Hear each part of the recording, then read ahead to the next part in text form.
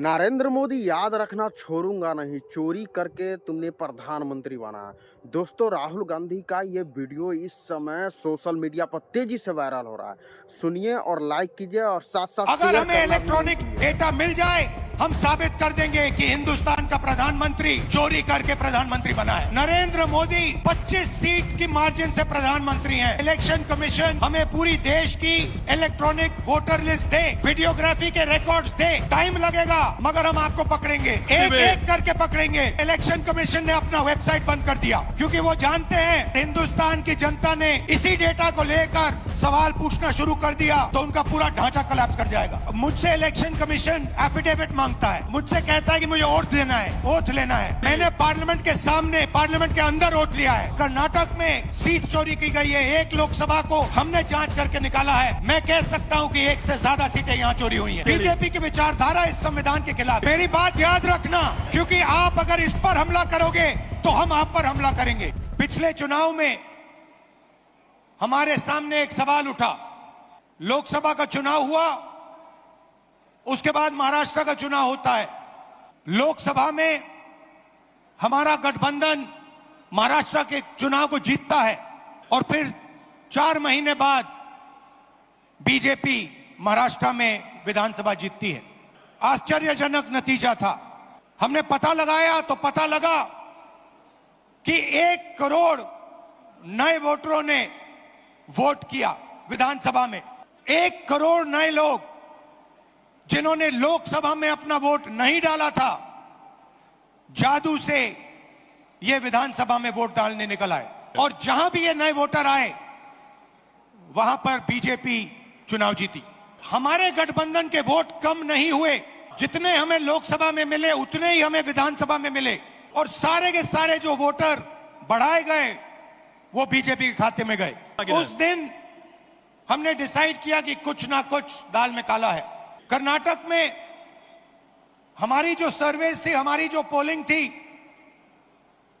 हमें 15 या 16 सीट दे रही थी। हमारी पोलिंग के मुताबिक 16 सीटों में हम आगे थे, हमें जीतना था और हम जीते 9 में। तो हमने सवाल पूछने शुरू किए, क्या सचमुच हम ये सीटें हारे थे? चुनाव आयोग से हम वोटर लिस्ट मांगते थे, electronic soft copy voter list की मांगते थे, वो मना कर देते। वीडियोग्राफी मांगी, उन्होंने नहीं दी और फिर कानून बदल दिया और फिर कहा कि 45 दिन के अंदर, 45 दिन के बाद वीडियोग्राफी को रद्द खत्म कर देना चाहिए, डिस्ट्रॉय कर देना चाहिए। मुझसे इलेक्शन कमीशन एफिडेविट मांगता है, मुझसे कहता है कि मुझे ओथ लेना है, ओथ लेना है। मैंने पार्लियामेंट के सामने, पार्लियामेंट के अंदर ओथ लिया है, इस संविधान के सामने ओथ लिया है, इस पर हाथ डाल के वोट लिया है, इस पे हाथ डालकर ओथ लिया है। और आज जब हिंदुस्तान की जनता हमारे डेटा को लेकर इलेक्शन कमीशन के वेबसाइट पर सवाल पूछ रही है तो इलेक्शन कमीशन ने अपना वेबसाइट बंद कर दिया।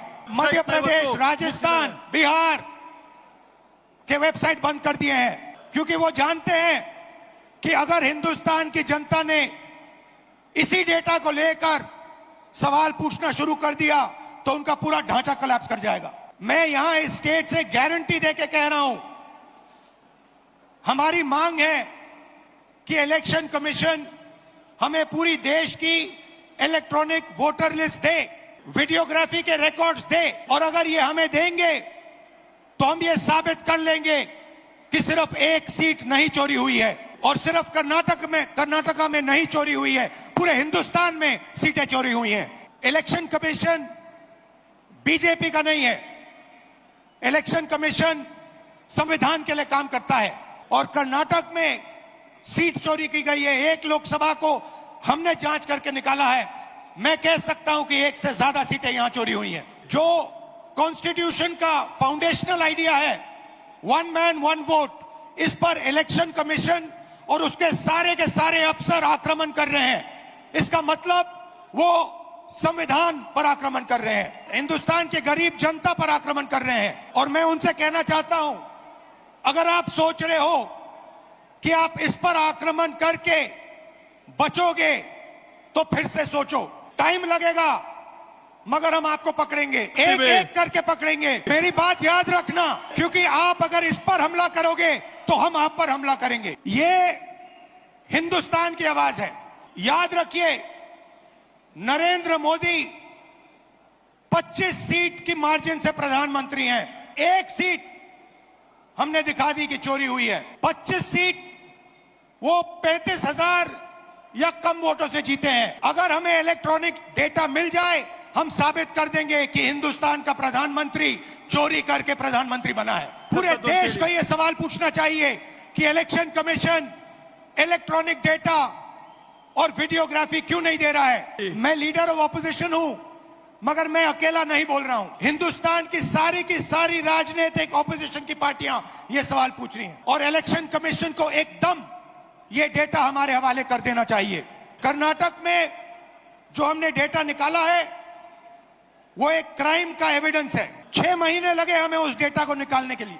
इतना बड़ा कागजों की पाइल थी। एक फोटो को लाखों फोटो के सामने कंपेयर किया है, हर एक नाम को चेक किया है और हम मानते हैं कि हिंदुस्तान का पूरा जो डेटा है, इलेक्शन का डेटा है, वो एविडेंस है। और अगर उसको किसी ने डिस्ट्रॉय किया तो वो एविडेंस को डिस्ट्रॉय कर रहा है और उस क्राइम को आगे बढ़ा रहा है। और इलेक्शन कमीशन के लोगों को एक और बात माननी होगी, समझना होगा। हमें एक सीट की सच्चाई निकालने के लिए 6 महीने लगे, मगर अगर आपने हमें डेटा नहीं दिया तो हम ये काम एक नहीं 10, 15, 20, 25 सीटें में भी कर सकते हैं। पेपर कॉपियां हैं हमारे पास, आप छुपा नहीं सकते और आप छुप नहीं सकते। एक ना एक दिन आपको ऑपोजिशन का सामना करना पड़ेगा।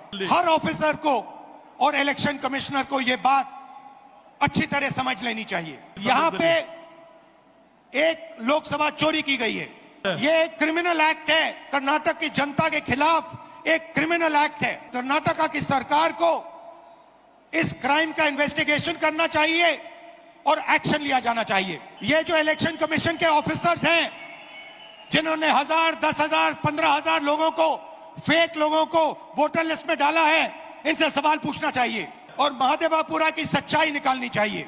मैं आप सबका दिल से धन्यवाद करता हूं कि आप कांग्रेस पार्टी के कार्यकर्ता, जिनके खून में इस संविधान का डीएनए, आपको याद होगा कि कर्नाटका की सरकार चोरी की गई थी, पैसा देकर चोरी की गई थी। और मैं आपसे अब कह रहा हूं 100% सबूत के साथ कि लोकसभा में भी आपसे चोरी की गई है। बीजेपी की विचारधारा इस संविधान के खिलाफ है और ये हिंदुस्तान के गरीब लोगों का, किसानों का, मजदूरों का, छोटे व्यापारियों का हथियार है और हर कांग्रेस पार्टी का कार्यकर्ता और नेता इसकी रक्षा करेगा। और इलेक्शन कमीशन को एकदम हिंदुस्तान की सारी इलेक्ट्रॉनिक वोटर लिस्ट पिछले 10 साल की हमें दे देनी चाहिए और वीडियोग्राफी भी दे देनी चाहिए। और अगर ये नहीं देंगे तो वो एक क्राइम को छुपा रहे हैं और बीजेपी को इलेक्शन चोरी करने की मदद कर रहे हैं। जय संविधान, जय हिंद।